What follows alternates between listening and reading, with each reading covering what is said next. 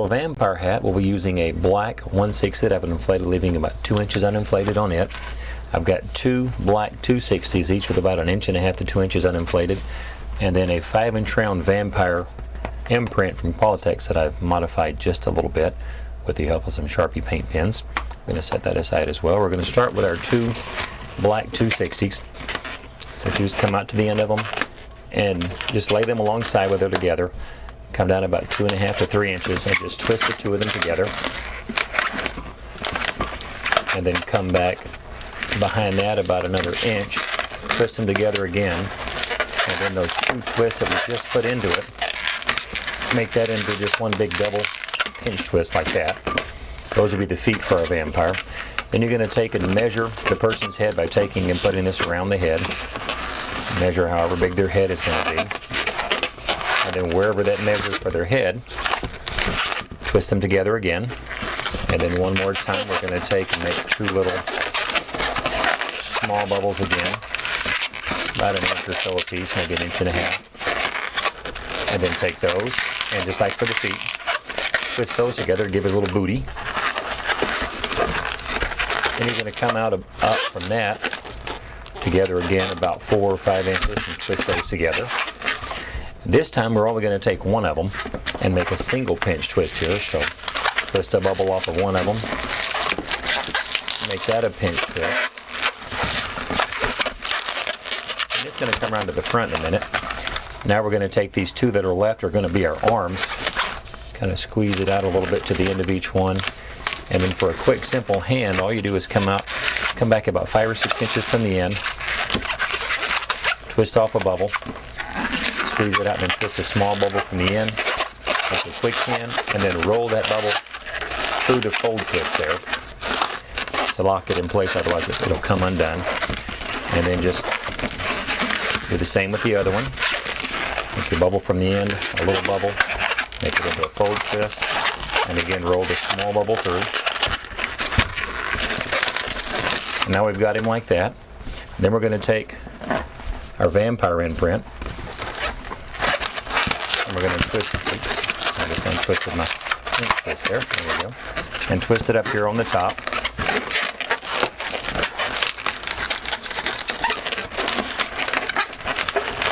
If you wanted, you could stop there and put it on their head, and that makes a cute hat as it is, but we're going to add a little bit something to this. This is why we want to put the pinch twist up in the front here.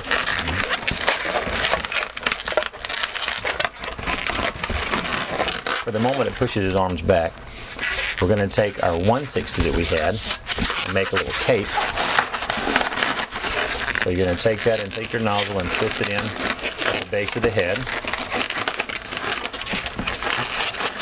And from that, you're going to come out about, you want it to be shorter than his head, so about 2 inches. Twist a bubble, then twist a little small 1/2 inch bubble after that. Make that into a pinch twist. And then we're going to come, you want it to kind of bow like that. So about a 5 or 6 inch bubble. And then make another small 1/2 inch bubble after that. Make that into a pinch twist. And then we need another bubble the same size as this first one over here. And we're going to bring that back and twist it into the base of his head there. Bring that around. And then when you put that in the back, this is the top part of his cape.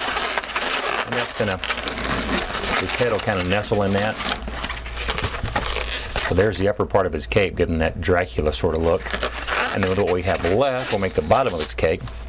So I'm going to come down just about to the bottom of his bottom, twist a little bubble there. That's about a 6 inch bubble. And then make about a 1/2 inch bubble. Make that into a pinch twist.